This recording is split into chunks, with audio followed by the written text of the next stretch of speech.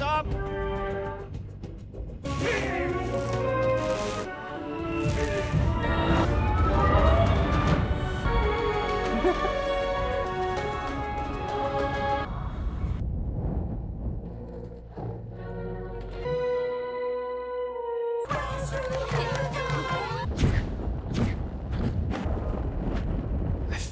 I hear his voice in the wind.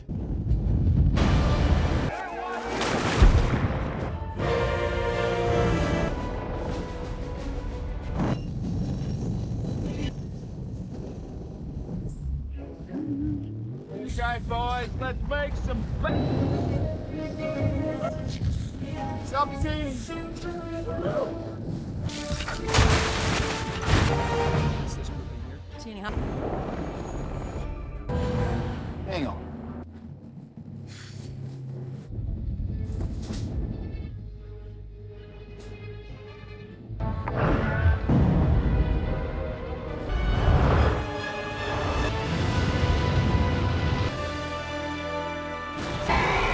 Dude, they're fighting!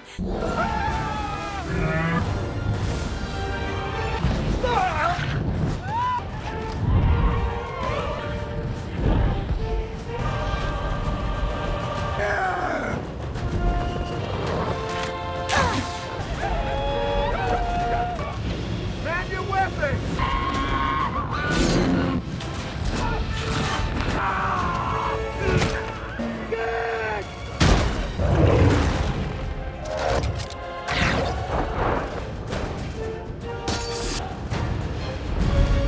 Bro, look!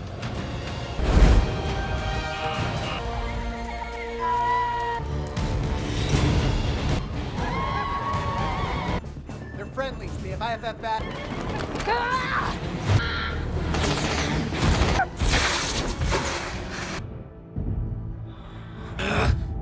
They can't win.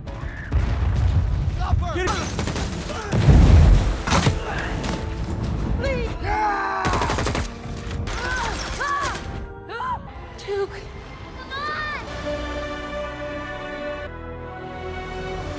We beg you. And the warrior mother you are.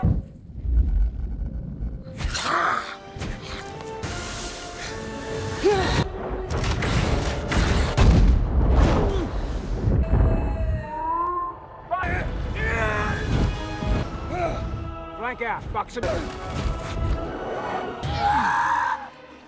I want you to come in and I want you to... Oh! Has herded in tight. Shit! Sub-teams, torpedo.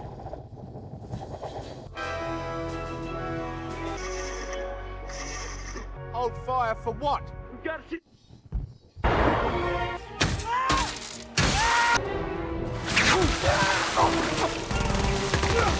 Back to ship!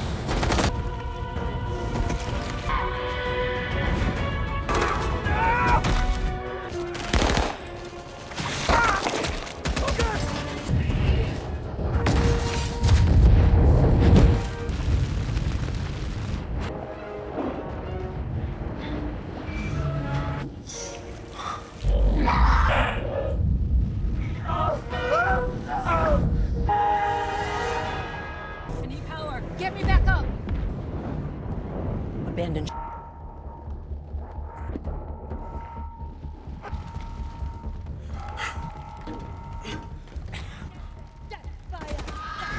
I'm gonna push left, down. Go, go!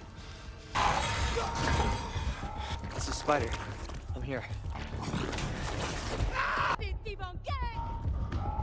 Spider!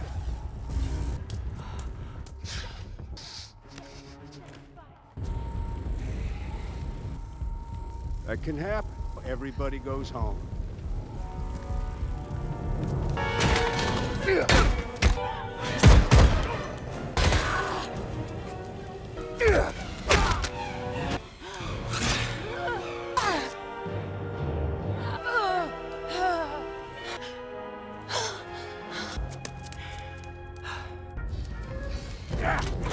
Go find your mother! Get her off the ship!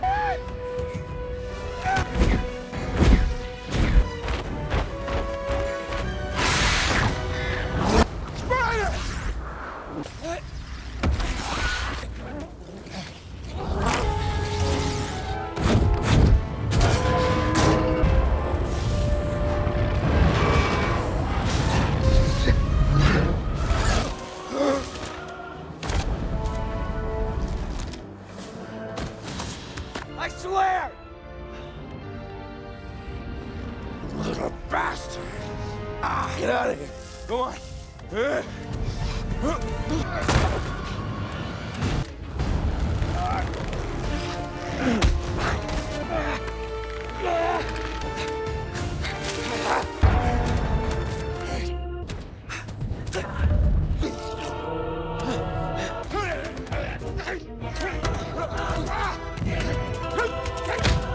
Jake!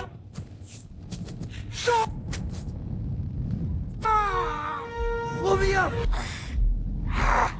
He's some piece of work, kid.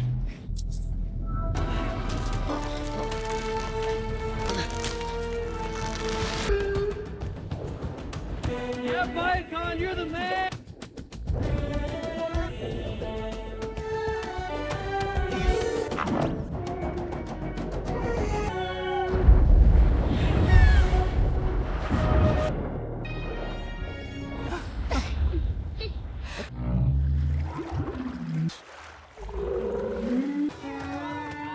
The winter.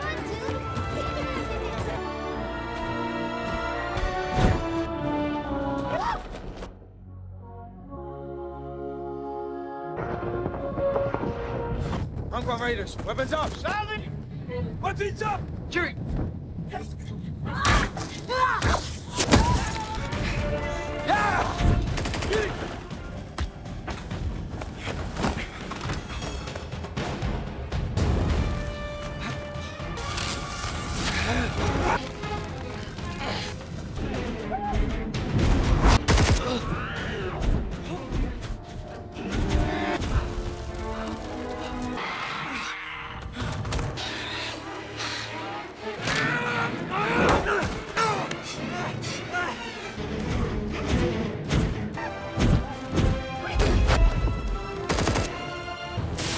I am the...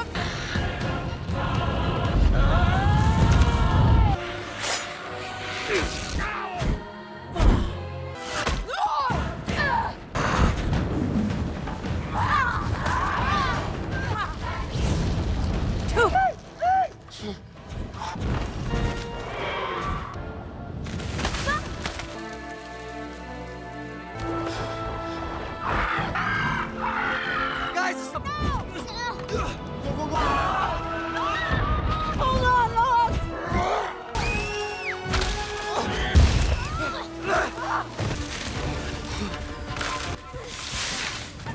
Hurry, come on!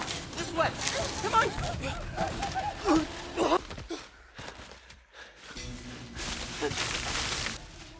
Look at that vent!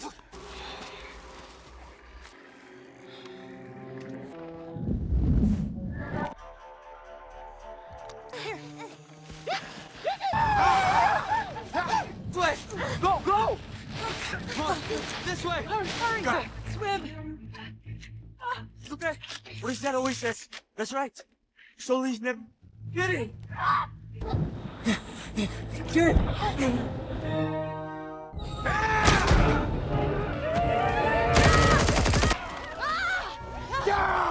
Go on. He's on out of here.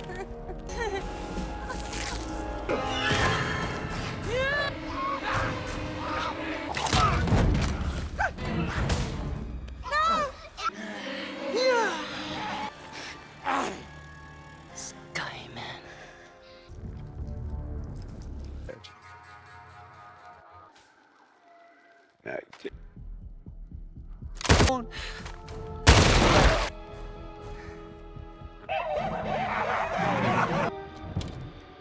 I do not. Cut her down. Cut her down. We got you. Now.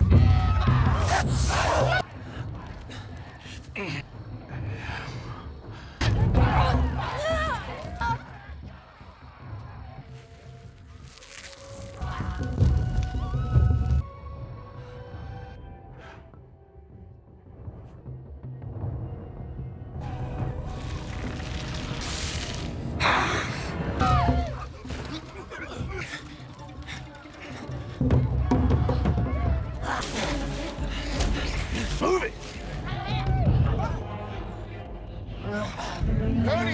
Get me up in the pocket. Here we go. And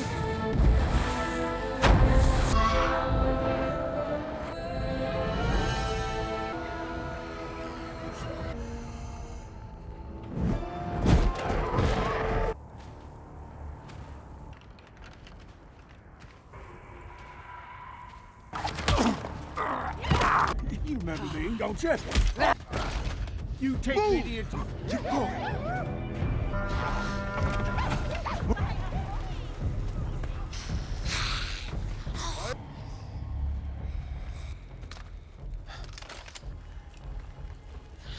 What is your name? Scott. You will kill no one. Drop him.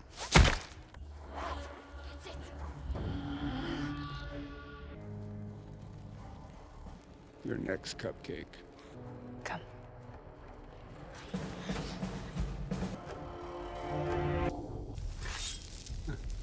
The thing is, You seek a man. now he's a traitor. Find this man. This. First, I must be still. I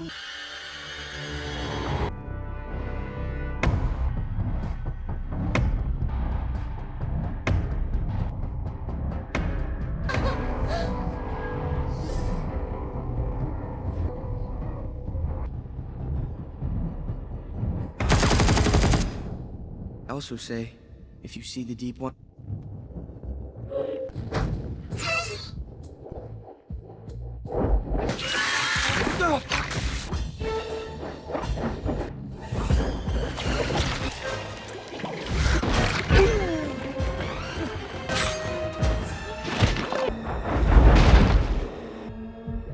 After the tumultuous battle at the rocky outcrops of the reef, the Sully family finds themselves at a crossroads between the peaceful spirit of the water and a rising heat from the north. A new faction of Na'vi, known as the Ash People, emerges from the volcanic wastelands, driven by a philosophy of fire and destruction that threatens to tear Pandora apart from within. As the RDA leverages this internal conflict to regain their foothold, Jake and Neytiri must navigate a landscape of scorched earth and ancient rivalries to protect their children and the very soul of their world. Hate for an animal. Take me. I want to hurt! Go, go, go!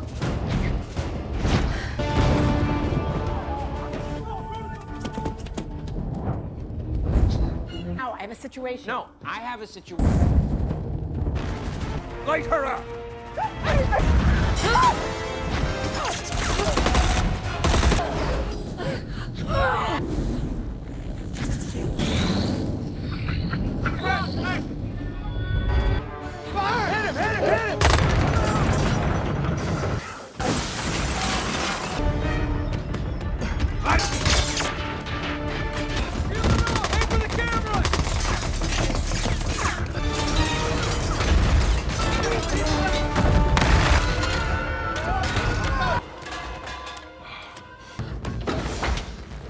This way.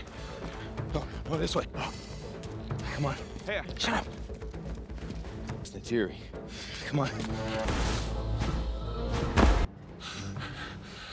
Massive Tolkien communion.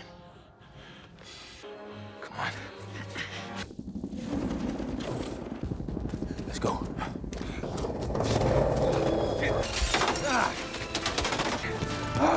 Hey guys, today we are heading back to the breathtaking but increasingly dangerous moon of Pandora to see what happens when the embers of war finally catch flame in the latest chapter of the Sully family saga.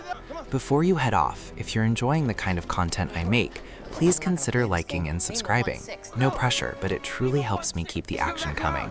We are looking at a story that takes us far from the turquoise waves of the Medcaína and drops us right into the heart of a volcanic nightmare where the rules of survival are written in soot and lava.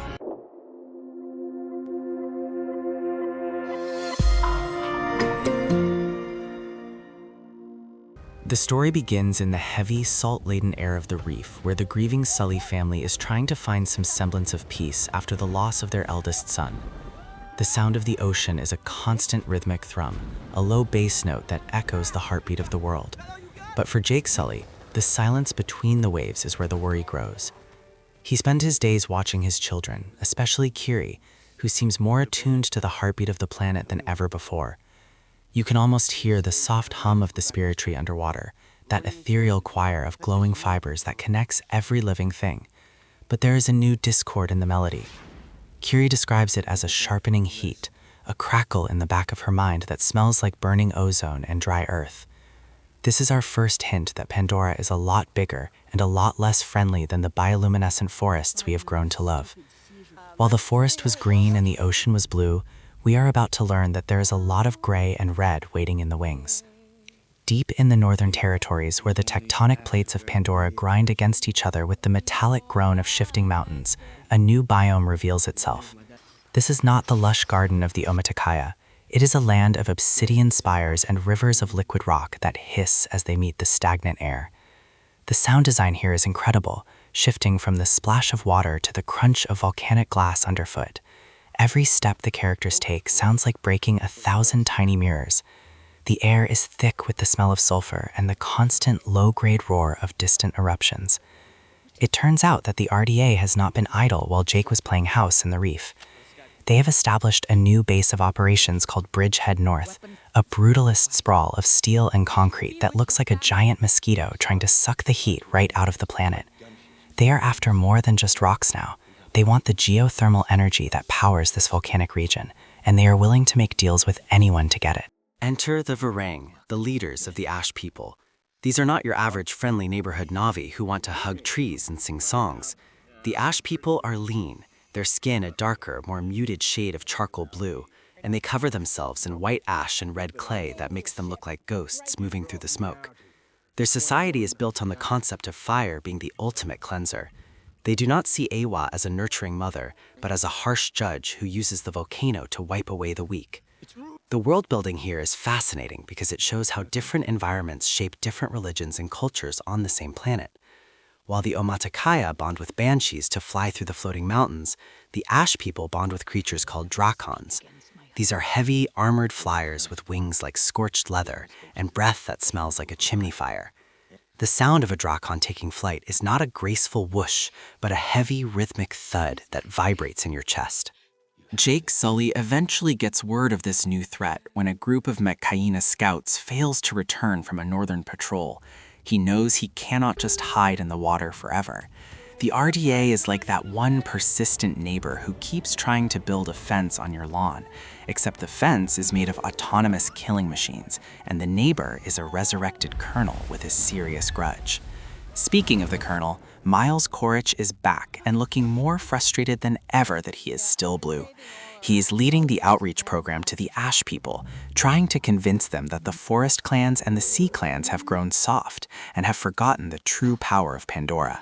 It is a classic move, using internal tribal politics to do the heavy lifting for an imperial invasion.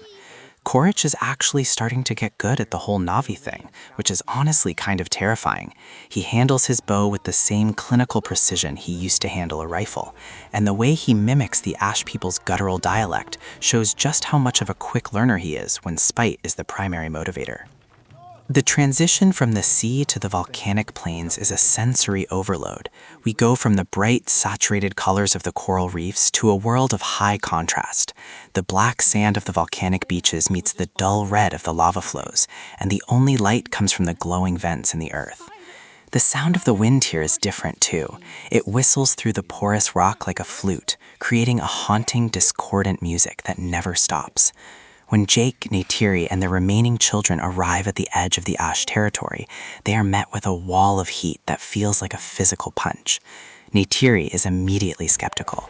She has always been the heart of the Omaticaya pride, and seeing Na'vi who embrace the destructive power of fire goes against everything she was taught. The interaction between her and the leader of the Ash people, a formidable woman named Varang, is tense enough to melt steel. You can hear the low growl in their throats, a sound that is less animalistic and more like a warning shot from a cannon. Varang explains the way of her people with a cold, detached logic. In the volcanic regions, life is a constant struggle against the earth itself. They do not have the luxury of abundant fruit or gentle seas. Every meal is fought for, and every day the mountain decides if you live or die. They see the other clans as spoiled children who have forgotten that nature is a predator. This world building adds so much depth to the conflict because it is not just good guys versus bad guys, it is a clash of fundamental ideologies. The Ash people use technology in a way we haven't seen from Na'vi before. They have learned to forge obsidian and metals using the natural heat of the vents, creating serrated blades that look like they could cut through a Samson helicopter's hull like it was butter. The metallic clang of their smithies is a constant background noise, a rhythmic hammering that sounds like the ticking of a doomsday clock. The RDA's presence in this region is also a major shift in the technological landscape. They have deployed new heavy-duty exoskeletons designed for high-temperature environments. These suits are bulky, painted in a hazard orange that stands out against the ash, and they move with a heavy hydraulic hiss. The sound of their mechanical footsteps is a stark contrast to the silent, predatory movement of the Na'vi. The RDA is also experimenting with fire suppression technology that is actually just a cover for chemical weapons designed to choke out the local flora and fauna. It is a cynical, efficient way of terraforming the planet into something more manageable for humans. The irony of using fire to fight the fire people is not lost on anyone, and the sarcasm from the human pilots in their radio chatter provides that classic James Cameron touch of cynical military humor. As the plot thickens, we see Spider caught in the middle once again. He's trying to reconcile his loyalty to the Sullys with the strange, twisted bond he shares with the recon version of his father. Quaritch uses Spider as a bridge to understand the more human-like emotions of the Na'vi, while simultaneously trying to harden the boy against them. There is a particularly tense scene inside an RDA mobile command center where the hum of the air conditioning and the beep of the monitors create a sterile, claustrophobic atmosphere. Spider looks at the holographic maps of the volcanic regions, seeing the tactical points where the RDA plans to strike, and you can see the conflict in his eyes. He is a kid who just wants a family, but he is trapped between two species that seem determined to wipe each other out. The clack of his fingers on the glass displays is the only sound in the room as he makes a choice that will change the course of the war. The first major skirmish occurs when the RDA attempts to seize a sacred site known as the Hearth of Souls. This is a massive underground cavern where the heat of the planet's core is used to sustain a unique grove of fire-resistant trees. The acoustics in the cavern are wild. Every shout and every gunshot echoes a dozen times, creating a chaotic wall of sound. The Ash people defend the site with a ferocity that shocks even Jake. They do not use hit-and-run tactics. They charge head-on, using the smoke as cover. You hear the thwip of arrows followed by the explosive boom of RDA grenades. The visuals are a mess of orange sparks and blue shadows. The sound of the Drakons diving from the ceiling is like a jet engine passing right over your head. It is here that we see the true power of the Ash people's mounts. These creatures can navigate the thermal updrafts with incredible precision. During the battle, Kiri discovers a new aspect of her connection to Awa. She realizes that the spirit of the planet is not just in the living things, but in the earth itself. She can feel the pressure of the magma and the tension in the tectonic plates.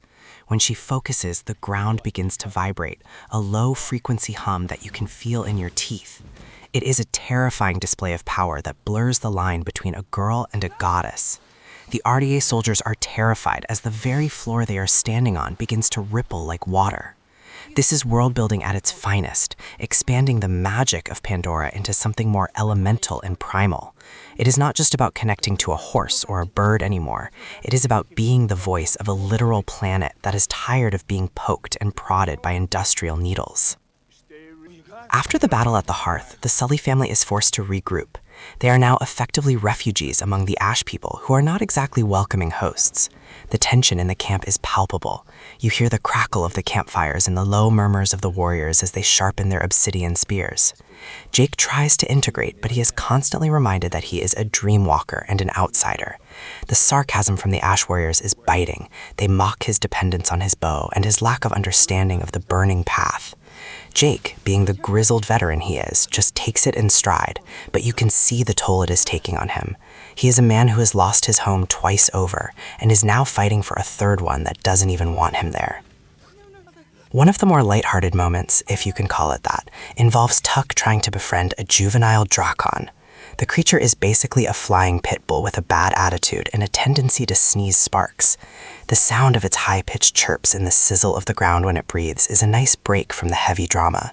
It is a reminder that even in a world of fire and ash, there is still room for the wonder and curiosity of a child. Of course, Neytiri is less than thrilled about the prospect of her youngest daughter having a pet that could accidentally set the tent on fire. Her dry comments about how much simpler life was back when they only had to worry about falling off floating mountains are a great touch of character-driven humor. The RDA, meanwhile, is ramping up their efforts to find the zero point of the volcanic region. They believe there is a massive deposit of unobtainium right under the main caldera of the largest volcano on the continent. The logistics of mining in such an environment are insane, and we get a deep dive into the engineering required. We see massive cooling towers being dropped from orbit, the sound of their atmospheric entry like a continuous thunderclap. They use liquid nitrogen sprays to freeze the lava flows long enough for the heavy excavators to move in. The metallic groan of the machinery as it fights against the immense pressure of the Earth is a constant reminder of the RDA's hubris. They think they can conquer the planet with sheer industrial force, but Pandora has a way of fighting back that doesn't involve soldiers. As the story moves toward the climax, the political rift between the Ash people and the other Na'vi clans comes to a head. A great gathering is called at the edge of the world, a massive cliff overlooking the Northern Ocean.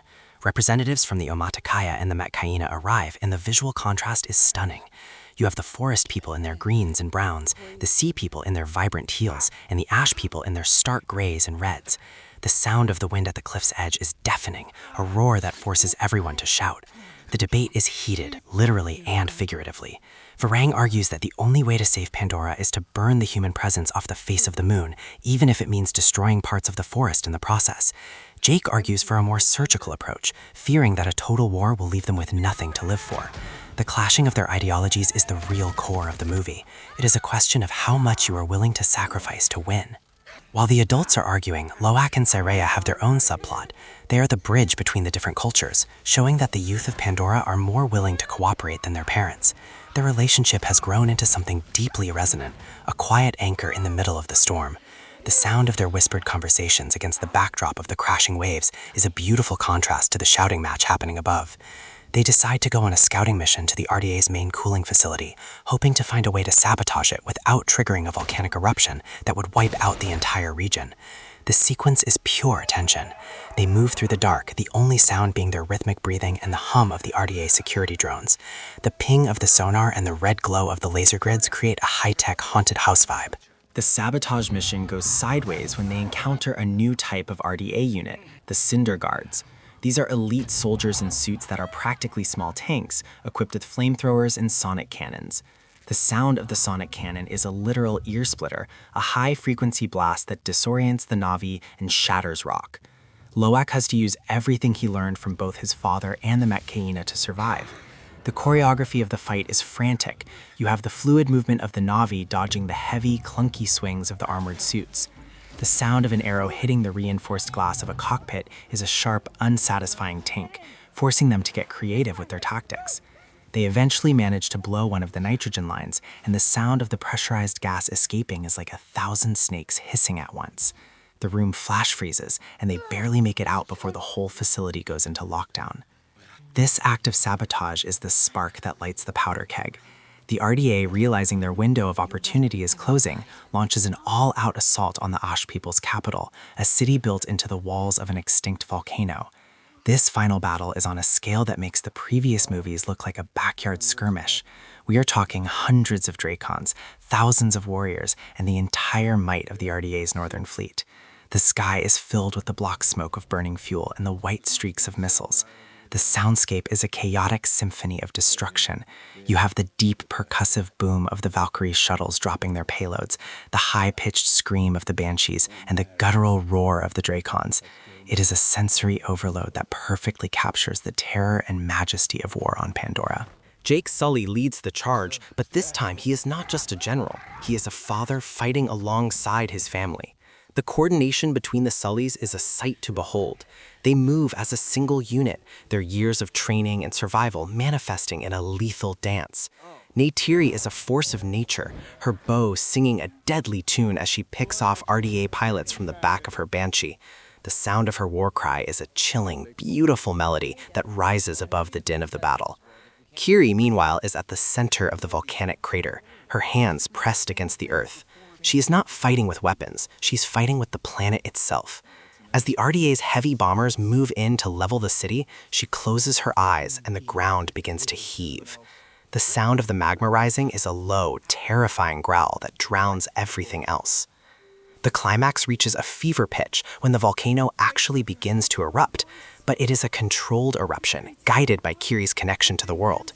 She directs the flows of lava to take out the RDA's cooling towers and grounded ships, creating a literal wall of fire that the humans cannot cross.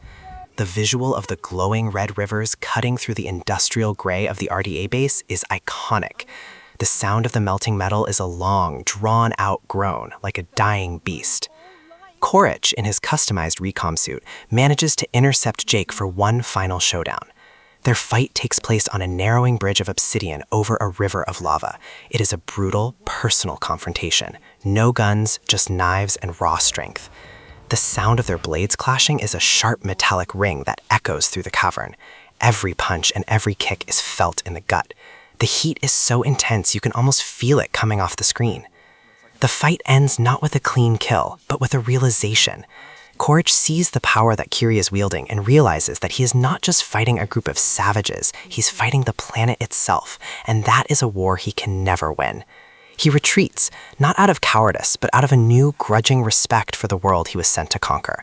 This is a great character beat because it moves him away from being a two-dimensional villain and into something more complex.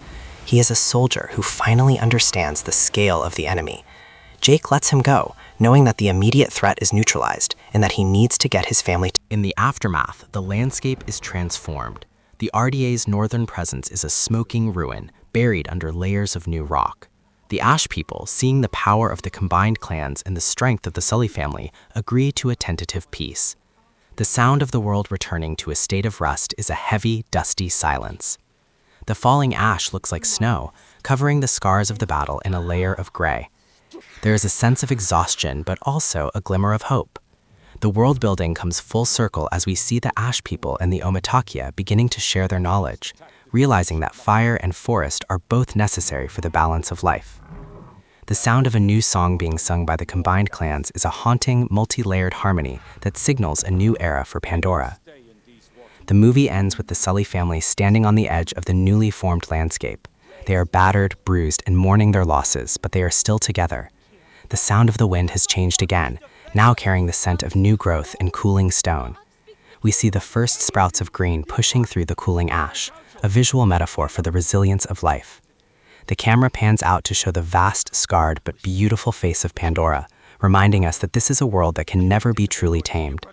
It is a powerful, emotional conclusion that sets the stage for the final chapters of the saga, leaving us with a sense of wonder and a deep respect for the elemental forces of nature.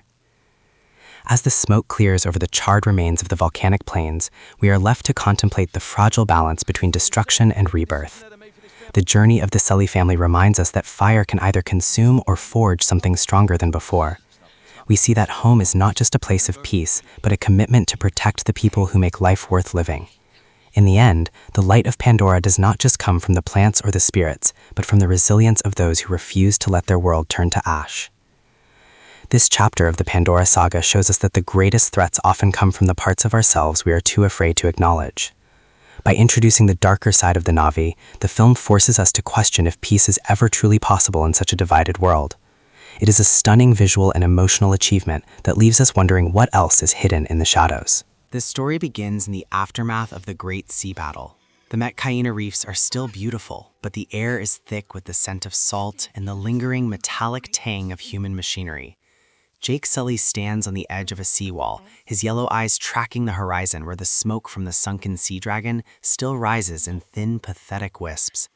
He is a man who has traded the canopy of the forest for the depth of the ocean, but he knows that Pandora never stays quiet for long.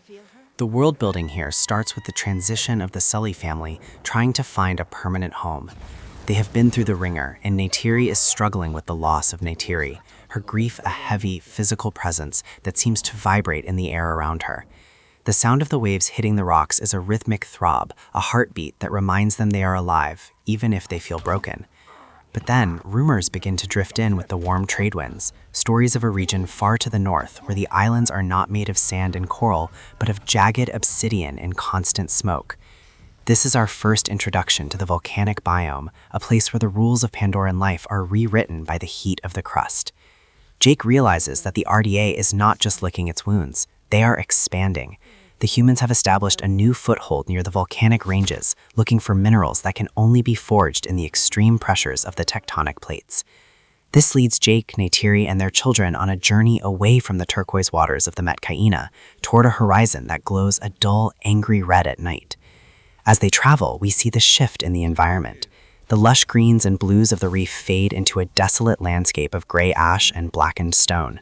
The soundscape changes from the splashing of water and the chirple of seabirds to the low, ominous rumble of the earth and the sharp crackle of cooling lava. The air becomes heavy with the smell of sulfur, a stinging reminder that they are entering a place where life has to fight twice as hard just to breathe. Upon arrival at the borders of the volcanic wastes, the Sullys encounter the Ash People, also known as the Shankyu. These are not the noble forest dwellers or the serene reef friars we have come to know. Their skin is a desaturated shade of blue, almost gray, and they cover themselves in white ash and charcoal patterns that make them look like ghosts moving through the smoke. The world building of the Ash People is fascinating because it shows a darker, more aggressive side of Na'vi culture. They do not see Iowa as a gentle mother, but as a demanding force of destruction and rebirth.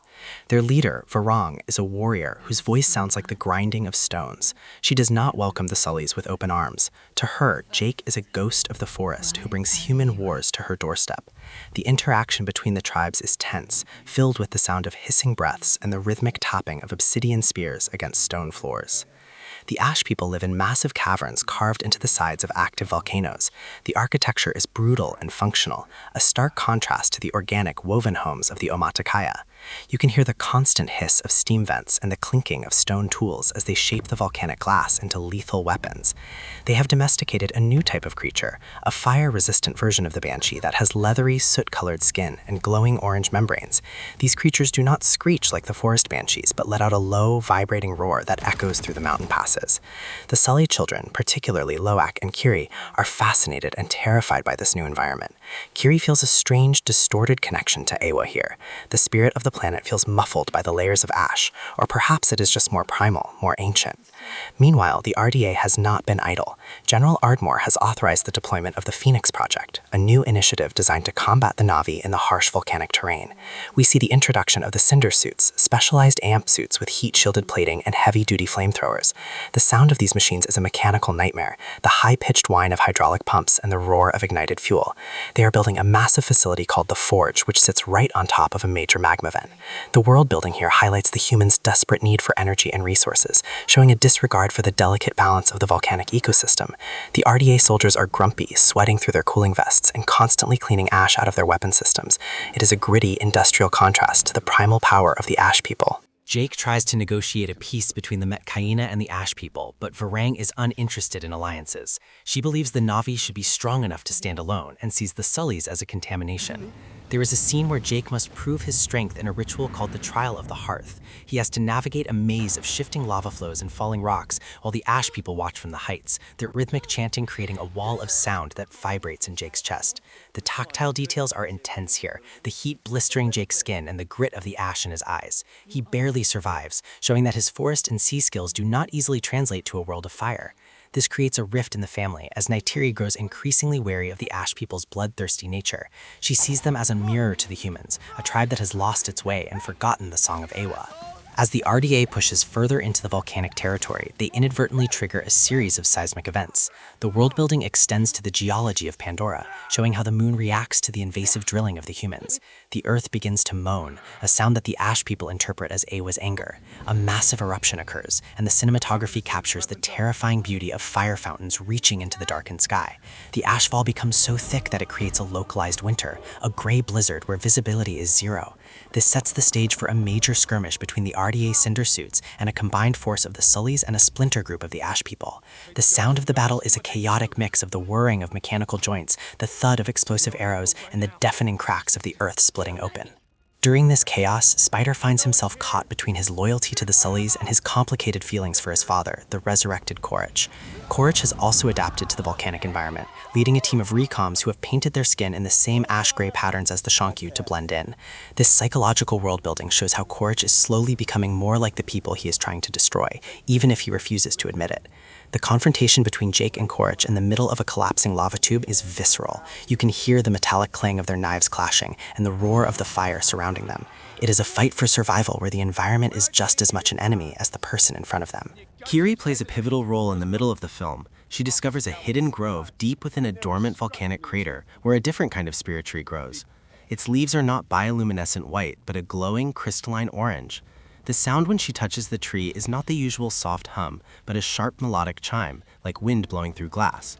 Through this connection, she realizes that the Ash people were once the protectors of Pandora's core, but they became bitter and isolated after a prehistoric cataclysm. This adds a layer of history to the world, suggesting that the Na'vi have gone through cycles of war and peace long before the humans arrived. Kiri's ability to communicate with the volcanic life forms, like the armored fire beetles and the giant ash rays, becomes a turning point for the narrative. The third act shifts into high gear as the RDA prepares to launch a final assault on the Ash people's main stronghold. They intend to use a massive atmospheric stabilizer to clear the ash clouds, which sounds like a good thing until you realize it will also dry out the local ecosystem and kill off the specialized flora. The scale of the RDA fleet is staggering. We see the introduction of the Valhalla-class gunships, which are basically flying fortresses equipped with sonic cannons that can shatter rock. The sound of these cannons is a bone-shaking thump that disorients the Na'vi and their mounts. Jake knows they cannot win a conventional war, so he convinces Varang to use the environment itself as a weapon. The final battle is a masterpiece of world-building in motion. The Na'vi use the geothermal vents to create massive steam screens, hiding their movements from the RDA sensors. The sound of the steam hissing out of the ground is like 1,000 snakes. The Ash people ride their fire banshees through the plumes, dropping obsidian bombs that shatter on impact with the metal hulls of the gunships. We see the tactile nature of the combat, the way the molten glass sticks to the machinery, and the way the Na'vi use the cooling lava to trap the AMP suits. It is a messy, hot, and desperate fight. Neytiri is a force of nature here, her war cry cutting through the roar of the engines as she rains down arrows from the back of her banshee.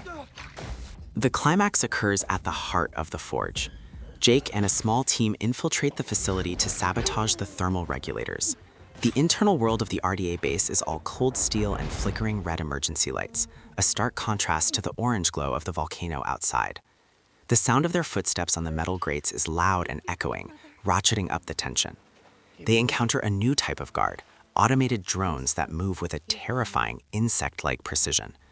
The battle inside the base is claustrophobic and intense, focusing on the sounds of clashing metal and the frantic breathing of the characters. When the regulators finally blow, the sound is a muffled, deep explosion that vibrates through the entire mountain. As the facility begins to collapse, a massive volcanic event is triggered. This is not just an eruption, but a full-scale tectonic shift. The world building shows how the Na'vi and the humans have to put aside their fighting just to escape the literal melting of the landscape. The scene is filled with the roar of the pyroclastic flow, a sound like a freight train made of rock and heat. We see the Sully family working together, their bond stronger than ever, as they navigate the falling debris and the rivers of fire. Even the Ash people are humbled by the scale of the destruction, realizing that their worship of fire has a very real and terrifying price. In the aftermath, the landscape is forever changed. The RDA base is a twisted wreck of slag and ash, and the Ash people have lost much of their ancestral home. However, the film ends on a note of cautious hope. The world-building shifts one last time to show the resilience of Pandora. Even in the middle of the blackened wastes, tiny orange sprouts begin to push through the cooling lava. The sound of the wind is softer now, carrying the seeds of the fire forest to new ground. Jake and Varang reach a tentative understanding, a recognition that the threat of the humans is far from over, and that the Na'vi must evolve if they are to survive. The Sully family gathers on a high ridge, looking out over the smoking ruins and the distant shimmering ocean. They are covered in soot and scars, but they are together. The film closes the loop on the world building by showing how the fire and ash have tempered them, making them harder and more resilient. The sound of the family's breathing, synchronized and steady, is the final auditory focus, a simple reminder of their humanity, or Naviity, in the face of overwhelming odds. We see the bioluminescence of their skin begin to glow again through the layers of dust, a sign that the light of Pandora can never be fully extinguished. The journey through the volcanic wastes has changed our perspective on Pandora. We see that it is not just a paradise to be protected, but a living, breathing, and sometimes violent entity that demands respect. The interaction between the different Na'vi tribes highlights the complexity of their society, showing that even among the people of Ewa, there is room for disagreement and cultural evolution. The RDA's persistence shows that the conflict is moving into a new, more dangerous phase where both sides are becoming more entrenched and more desperate. The world building of the fire region provides a perfect backdrop for this escalation, offering a visual and sensory metaphor for the burning tensions between the two species. Throughout the film, the Sully children continue to grow. Loke takes on more responsibility, his experiences with the Ash people teaching him the value of discipline and the dangers of unbridled rage. Took remains the heart of the family, her innocence providing a necessary contrast to the grim reality of their situation. Kiri's evolution is the most profound, as she begins to understand that her connection to the planet is not just about the forest or the sea, but about the very core of Pandora itself. She is becoming a bridge between the different aspects of Eywa, a role that will surely be vital in the chapters to come. The world building around her abilities suggests that she might be the key to finally bringing peace to the moon, though the cost of that peace remains to be seen. The film also spends time on the smaller details of life in the ash. We see how the Na'vi filter their water through porous volcanic rocks, and how they use the heat of the earth to cook their food in buried pits. These tactile descriptions ground the high fantasy elements in a believable reality. We hear the sizzle of meat on hot stones, and the scraping of ladles against ceramic bowls. Even in the middle of a war zone, life goes on. The Ash people have their own songs and stories, which are deeper and more mournful than those of the forest tribes. The world building includes these cultural touches, giving the Shankyu a sense of history and dignity despite their aggressive nature. The RDA characters are also given more depth. We see the toll that the constant warfare is taking on the human soldiers. They are thousands of light years from home, fighting a war they don't fully understand for a corporation that views them as expendable assets. The sound of their recorded messages home, filled with static and longing, provides a humanizing element to the villains. It shows that the fire and ash are affecting everyone, regardless of which side they are on. The world building of Bridgehead and the surrounding outposts shows a society that is becoming more militarized and more isolated, a mirror to the hardening of the Na'vi tribes. The relationship between Jake and Neytiri is tested in new ways. Neytiri's anger toward the humans is a constant flame, and the presence of the Ash people only fanning those sparks. Jake is the pragmatist, trying to think 3 steps ahead, but he often forgets the emotional cost of their survival. Their arguments are sharp and painful, the sound of their voices echoing in the stone chambers. But they always find their way back to each other, their bond the anchor for the entire story. The world building of their family dynamic is the emotional core of the film, reminding us why we care about the fate of Pandora in the first place. As the ash begins to settle in the final scenes, we get a sense of the sheer scale of the world James Cameron has created. Pandora is vast, and we have only seen a fraction of its biomes and cultures. The introduction of the fire element adds a necessary layer of grit to the franchise, moving it away from the purely idyllic and into something more complex and challenging. The world building is not just about pretty visuals. It is about creating a functional, evolving ecosystem that reacts to the presence of the characters. Every explosion, every crack of a spear, and every roar of a fire banshee feels earned and integrated into the larger narrative. The film leaves us with many questions about the future. Will the Na'vi truly be able to unite, or will the differences between the tribes lead to further conflict? How will the RDA respond to the destruction of the Forge? And what is the ultimate fate of Spider and Quaritch, 2 characters who are caught between 2 worlds? The world building of Fire and Ash sets the stage for these questions to be answered, creating a rich and immersive environment that feels more real with every frame. The sound of the embers popping in a dying fire is the final tactile sensation we are left with, a small but powerful reminder that while the fire may have faded for now, the heat remains. The Sullys have found a way to survive the fire, but the ash will be with them for a long time. It covers their skin, it fills their lungs, and it has become a part of their story. The evolution of the Na'vi from forest dwellers to sea riders to survivors of the volcanic wastes is a testament to their resilience and the vision of the filmmakers. The world building in this chapter is a triumph of imagination, taking us to a place that feels alien yet strangely familiar. It is a world where fire can destroy but also purify, and where even in the darkest ash, life finds a way to bloom. As we look back on the journey, we can see how each element of the world has been carefully constructed to support the themes of the story. The volcanic setting is not just a backdrop, it is a character in its own right, influencing the actions and emotions of everyone it touches. The sound of the rumbling earth is the voice of the planet, warning those who would exploit it. The tactile experience of the heat and the grit makes the stakes feel immediate and personal. It is a world-building achievement that expands the scope of the Avatar universe while keeping the focus on the characters we have come to love. The film ends with a panoramic shot of the volcanic mountain range, the peaks still glowing with the inner fire of the moon. The sky is beginning to clear, showing the stars and the massive shape of Polyphemus hanging in the heavens. It is a moment of peace after a long and brutal struggle. The sound of a single flute, played by one of the Ash people, drifts over the landscape, a haunting melody that speaks of loss and endurance. It is a world that has been through the fire and come out changed on the other side. The Sully family stands together, their silhouettes dark against the rising sun, ready for whatever challenges the future may hold. Oh, sweet dreams, my little one. Let's drift together, back to a world of shimmering leaves and sky-high wonders, a world touched by both fire and grace. The fire, for now, has dwindled to embers, its fierce dance ended. But look closely, my dear, and you'll see the ash, a soft gray blanket that reminds us of everything that once was, and all that grew from its warmth. This journey, this trek into the fiery heart of Pandora's volcanic lands, oh, it was a true trial, a test for our dear Sullys, and for us watching their bravery unfold. It pulled us into the darker, glowing corners of this magnificent bioluminescent moon, and what a journey it was! Every new corner, every glowing crevice painted by the wondrous magic of world building, giving shape to a tale that whispers not just of brave hearts, but of the very breath and spirit of the land itself. As the light softly fades, can you hear it? The faint sigh of the wind, weaving through trees dusted with ash, a final, tender whisper from a world that forever holds us spellbound, forever inspires our dreams. Pandora, my precious one, oh, it's a tapestry woven with endless surprises, from the grand floating mountains where the forest dwellers dwell, to the secret shimmering reefs of the deep ocean, and now to these magnificent jagged peaks of fire-kissed lands. We've seen such a dazzling spectrum of life that Iwa, the Great Mother, nurtures.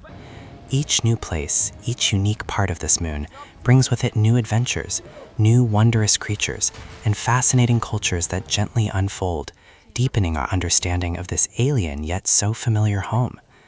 The very essence of fire and ash is a testament to the grand magic of storytelling, showing us, even in a world born of fire and swept by destruction, there's still such profound beauty and the bright, persistent glow of hope to be found. The Sully family, our brave little hearts, they've shown us how to bend and not break, how to adopt, how to survive. And oh, their story is still unfurling, like a vine reaching for the sky. The very air of the volcanic regions, its sounds, its textures, they will linger in our hearts long after the story ends. Can you almost hear the quiet crackle of the lava, the gentle hiss of steam rising like a ghostly breath, and feel the soft, gritty touch of the ash? These are all part of the magical embrace James Cameron wove for us. The exquisite care in every tiny detail, from the grand designs of the Ash people's homes to the clever workings of the RDA's machines. It all breathes life into this world, making it feel so real, so lived in, even as it playfully stretches the very edges of our imagination. As the quiet credits begin to roll, we are left with a gentle hum of wonder and a sweet, excited stirring for what new magic awaits. The Avatar saga, you see, has always been more than just a clash of wills. It's a deep, soft whisper about our own precious connection to nature and the delicate dance of balance in a world that is always, always changing. The fire and ash of this chapter, they truly tested that balance, showing us the quiet consequences of grasping greed and the mighty, shimmering power of hearts united. The world building, like a grand, enchanting stage, has held this epic story, and we can only dream of what new wonders and what brave new challenges will greet us in the next chapter of this incredible journey. Pandora, ever so gently, continues to grow and blossom, and oh, what a privilege it is to journey alongside it. The Sully family are brave, adventurous souls. They've traveled from the soaring treetops to the ocean's silent depths, and now to the very heart of the volcano. With each tender step, they've unearthed something new, not just about themselves, but about their magnificent world. The spellbinding world-building of fire and ash has been a vital part of this great unfolding, offering us a peek into a side of Pandora we never knew existed. It's a world of fire and ash, yes, but oh, it is also a world of enduring spirit and vibrant life, and we simply cannot wait to see where its winding path leads next. In the grand shimmering tapestry of Pandora, the volcanic regions are like a dark, fiery thread, adding such beautiful depth and complexity to the overall picture. The Ash people, with their unique ways and their challenging beliefs, they offer a necessary contrast to the other Na'vi tribes, a gentle reminder that there's no single path to dancing in harmony with nature. The RDA's lingering presence, like a shadow at the edge of the light, shows us that the great struggle for Pandora is a long, winding journey, not a quick dash, and that both sides must be ready for a long, difficult road ahead. The exquisite world-building of Fire and Ash has laid a strong, magical foundation for this ongoing tale, crafting a rich, detailed environment that will hold the story for many years to come. As we softly reflect on all that has passed in the film, we are reminded of the grand, quiet power of nature and the gentle, unyielding strength of spirit. The volcano's grand eruption was a soft, humbling reminder that we are all held in the gentle embrace of the world we live in, and that our very survival breathes on our ability to cherish and protect that world. The Sully family, our beacons of hope, have shown us that even when destruction looms large, there is boundless strength in unity and a bright, shining hope in the future. The wondrous world-building of Fire and Ash has brought these truths to life in a way that is both breathtaking to behold and deeply emotionally resonant, leaving us with a powerful, tender message about the delicate balance of all things and the enduring magical power of life itself. The soft sounds and inviting textures of the film have created such an immersive experience, unlike anything else. From the volcano's grand rumbling roar to the quiet, almost unheard whisper of the ash, every sound has been chosen with such care to gently transport us to the very surface of Pandora. The feel of the volcanic rock, the warmth of the lava, they've been brought to life with such detail that we can almost feel them through the screen. This level of magical world building, my dear, is what makes the Avatar saga so truly special, crafting a world that is as much a tender sensory experience as it is a thrilling story. As we step forward into the next chapter of this grand saga, we carry with us the soft lessons learned from the Fire and the Ash. We've seen the quiet dangers of being alone and the glorious power of hearts joined together. We've witnessed the consequences of pride and the gentle beauty of humility. Pandora's world building continues to hold up a shimmering mirror to our own world, gently asking us to ponder our own bond with nature and with the precious people around us. It is a journey that is far from over, and oh, we are so excited to see where the next chapter will tenderly lead us. The very last image of the film, with the Sully family standing together against the backdrop of a clearing sky, is a powerful, comforting reminder of the true importance of family and the unyielding strength of the Na'vi spirit. They have journeyed through the fire and the ash, and they have emerged stronger, more beautifully united than ever before.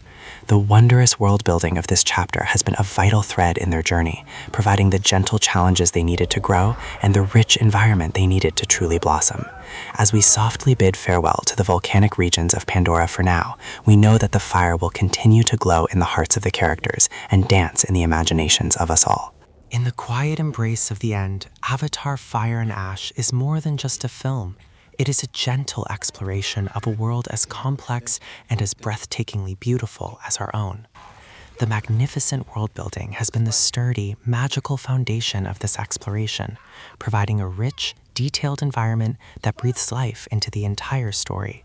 The sounds, the textures, the vibrant cultures of the volcanic region have added a brand new dimension to the Avatar universe, showing us that even in the heart of a world touched by fire and ash, there is a story of hope and resilience waiting to be tenderly told.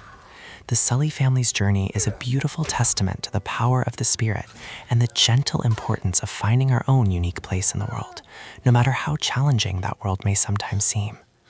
The legacy of the fire and ash, like glowing embers, will continue to shape the future of Pandora. The soft scars on the landscape and the cherished memories of the characters will serve as a gentle reminder of the trials they have bravely faced and the profound strength they have found. The enchanting world building of this chapter has created a lasting impression on the saga, expanding the grand scope of the story and opening up new, wonderful opportunities for exploration and discovery. As we eagerly look forward to the next installment, we do so with a deeper understanding of Pandora's wondrous world and a greater appreciation for the magic of storytelling to carry us away to new, exciting places. The world of Pandora is truly a gift that continues to give, offering us new wonders and gentle challenges with each unfolding chapter. The fire and ash have been a difficult, yet beautiful and necessary part of that journey, showing us the full, magnificent range of what this bioluminescent moon has to offer. The world building has been the key to this grand discovery, and we are so grateful for the chance to explore this incredible world once again. As the final, soft notes of the music fade away, we are left with a feeling of gratitude and a renewed whisper of commitment to protecting the beauty and diversity of our own precious world, just as the Na'vi protect theirs. The journey through the volcanic wastes, it was a long and sometimes difficult path, but it was worth every single step. We have seen things we never dreamed possible and felt emotions we never expected. The magical world building of fire and ash has been the gentle driving force behind this entire experience, creating a world that is as immersive as it is utterly unforgettable. As we leave the fire and ash behind and journey back towards the embracing forest and the shimmering sea, we do so with a sense of quiet accomplishment and a heart brimming with wonder. The story of Pandora, my dear, is far, far from over, and we are so, so honored to be a part of it. The Sully family's story, it is a tender reminder that no matter how winding or difficult the journey, there is always, always hope if we stay true to ourselves and to each other. The world building of the volcanic region has provided the perfect, breathtaking backdrop for this very message, showing us that even in the most challenging environments, life and love can softly, beautifully flourish. The fire and ash have tested the Sullys, yes, but they have also tempered them, making them ready, strong, and brave for whatever comes next. As the screen gently goes dark, we carry the soft glowing light of Pandora with us, a warm, shimmering ember of hope in a world that can sometimes feel cold and gray. Sleep well, my little dreamer, and may your own dreams be as wondrous as Pandora itself. Okay. That all you got? You. Come on. Look! All lines. Time to stop.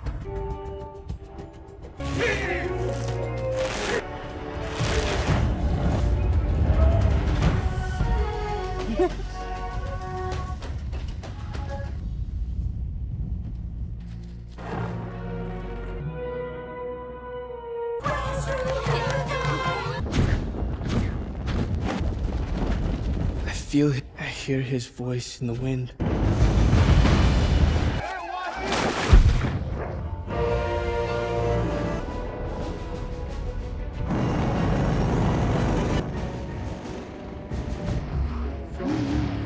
Okay, boys, let's make some team.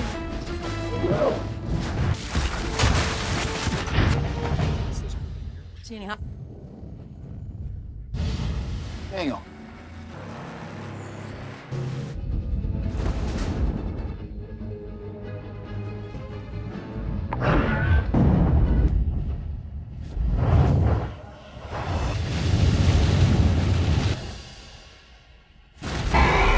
Dude, they're fighting!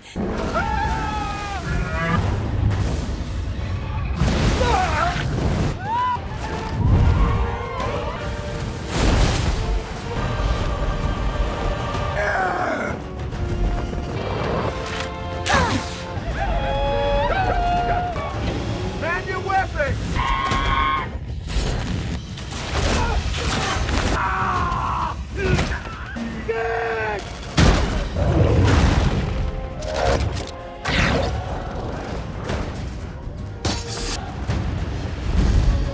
Bro, look!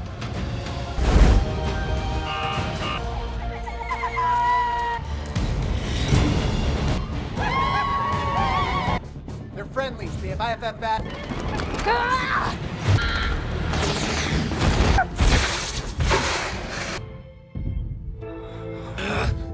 They can't win. Stop her! Please! Duke! Come on! We beg you! the warrior mother you are.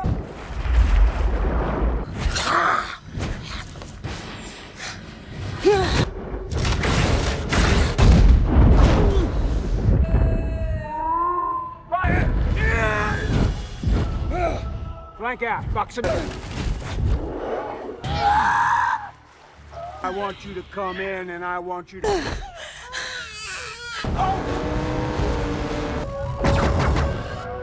Has herded in tight. Shit! Sub-teams, torpedo.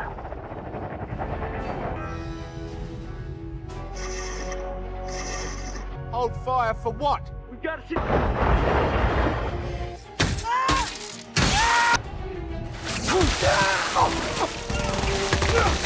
Back the ship!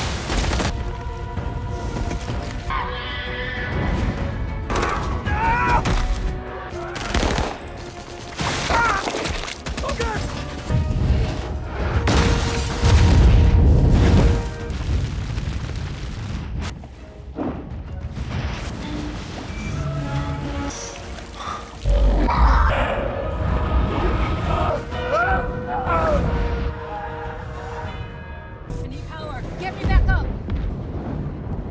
Abandoned.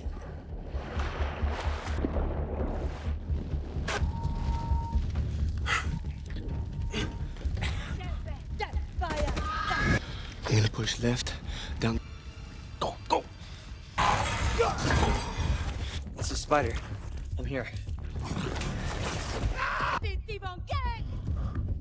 Spider!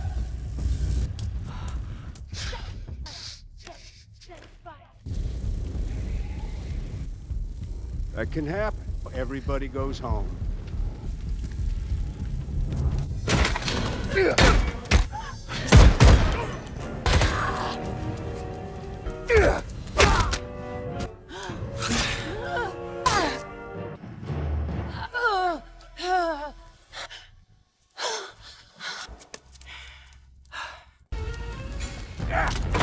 Go find your mother! Get her off the ship!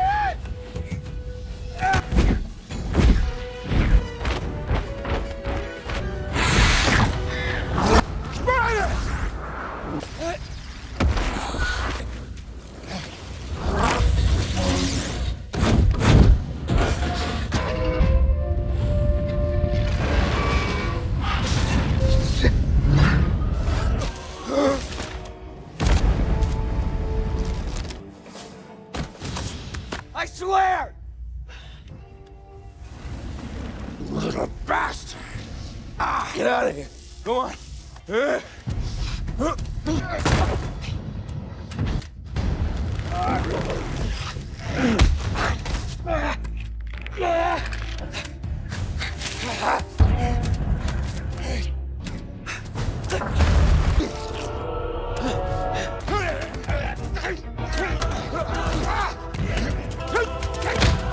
Jake!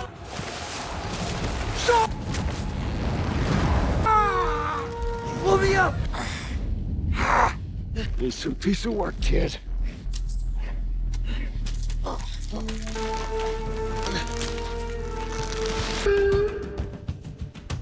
Yeah, Viacon, you're the man.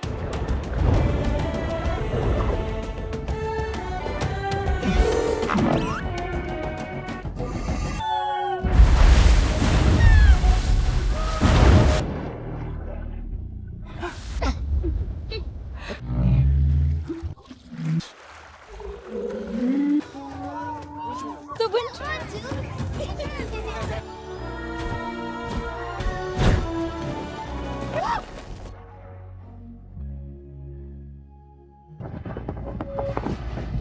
Unquan Raiders, weapons up! Sully! Weapons up! Jerry!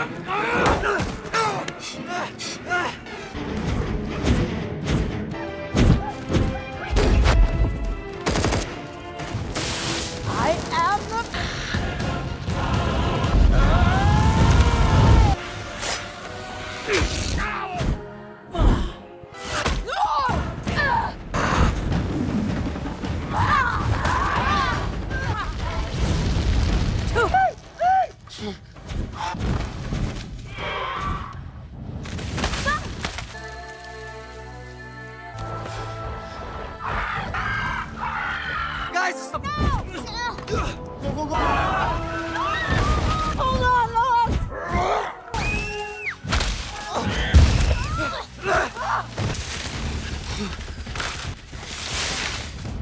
3, 1, this way. Come on!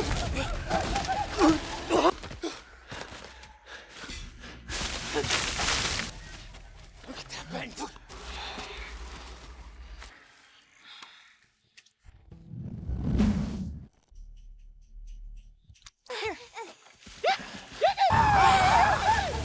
This way. Go, go. Come on, this way. Hurry! Swim! It's okay. What his dad always says.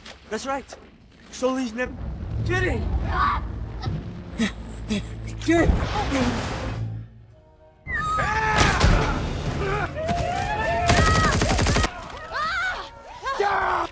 Go on. He's on out of here.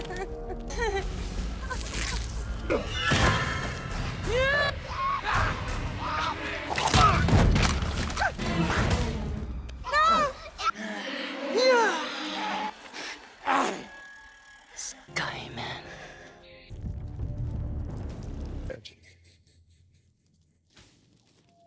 Now you take.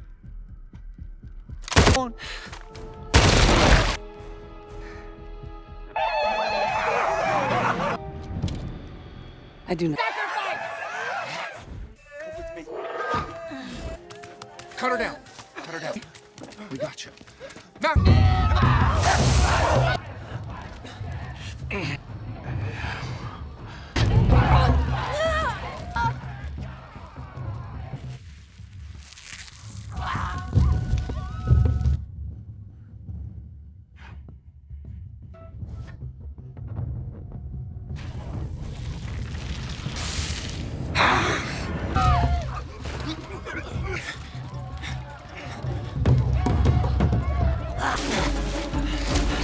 Move it! Motivators, get me up in the pocket. Here we go. And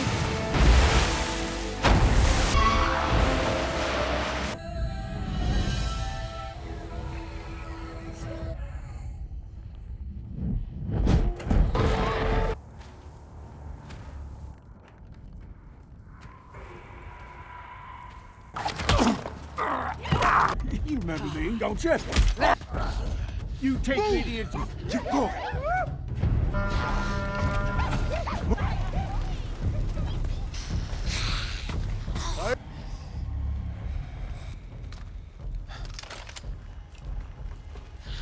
What is your name? Sky.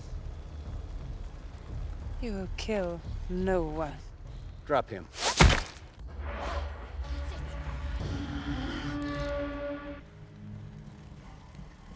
Your next cupcake. Come.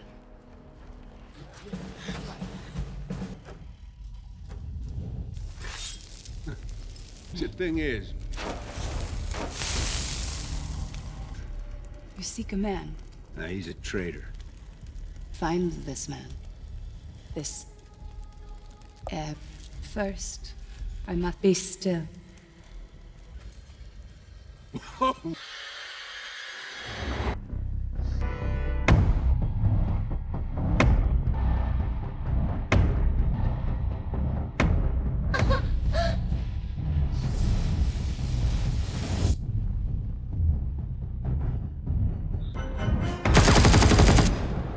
I also say, if you see the deep one.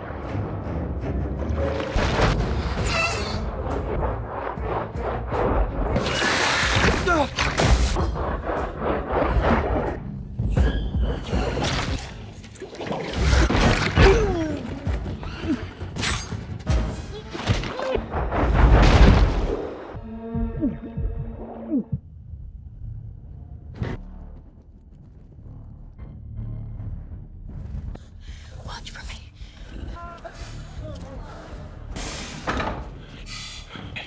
You've got a PhD.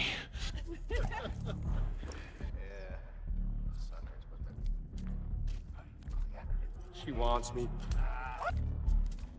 Courage. Fine. Shh. What is Jigsaw Cage for an animal. Take me. I want to hurt! Go, go, go!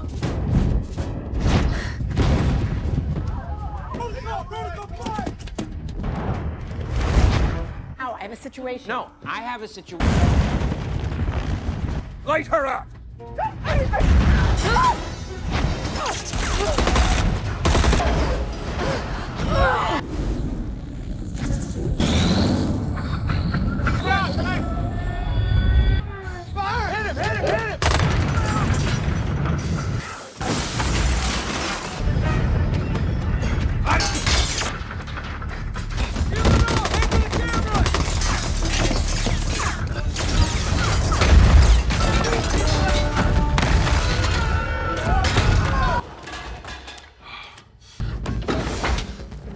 This way. No, this way. Come on. Hey, Shut up. It's Neytiri. Come on. Massive Tolkien communion.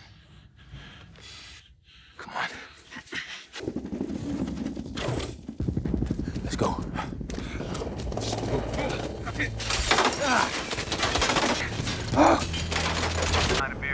Is that Sully's pinned down? hey, remember me? What are you gonna do? You gonna shoot me? Move. Don't visual on him. 1 cent. No, you can't do that. Come on. I'm not gonna play this game. Lima 1-6. Go. Lima 1-6. He's coming back around. This way.